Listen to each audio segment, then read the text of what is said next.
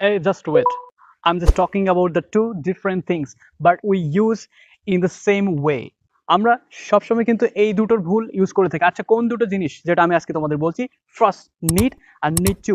এর ব্যবহার কিন্তু একটু ভিন্ন রয়েছে, কিন্তু আমরা সবাই এই দুটোকে একই রকম করে ফেলি। স্যার, কিভাবে আমরা এই দুটো জিনিসকে আলাদা আলাদাভাবে বুঝবো? Just jump on the topic. আমরা জানবো কিভাবে নিড ইউজ করতে হয়। সো ফার্স্ট স্ট্রাকচার তোমরা ফলো করবে, subject plus need plus extension.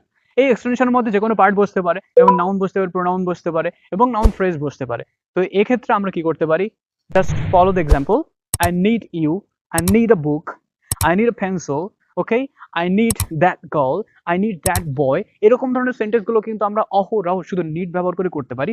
তো এবার আমরা দেখব কিভাবে নিড টু ইউজ করতে হয়। তো খেয়াল করো, এখানে আমরা নিড টুকে কিভাবে ব্যবহার করব। নাম্বার ওয়ান, স্ট্রাকচার ফলো করবে, subject need to plus V one. এবার সাবজেক্টের পরে আমরা কিন্তু ভি ওয়ান ইউজ করবো। এই ভি ওয়ান ইউজ না করলে কিন্তু নিড টু এর ব্যবহার হবে না।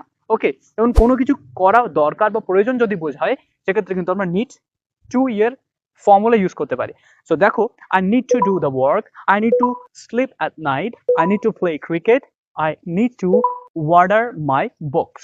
ওকে, এরকম ধরনের সেন্টেন্স গুলোকে আমরা কিন্তু ইংরেজিতে নিড এবং নিড টু এর ব্যবহারে করতে পারি। তাহলে এবার আমরা একই সাথে দুটো জিনিস শিখবো। I need you and I need to do the work. I need a football. I need to play football. I need a work. I need to do the work. I need a beautiful song. I need to sing a beautiful song. ওকে, এইভাবে কিন্তু আমরা need এবং need to এর ব্যবহার খুব দারুণভাবে শিখতে পারি। তোমাদের যদি ভিডিওটি ভালো লাগে এবং যদি ভিডিওটি কাজে আসে, তাহলে কিন্তু অবশ্যই লাইক, শেয়ার এবং কমেন্ট করবে।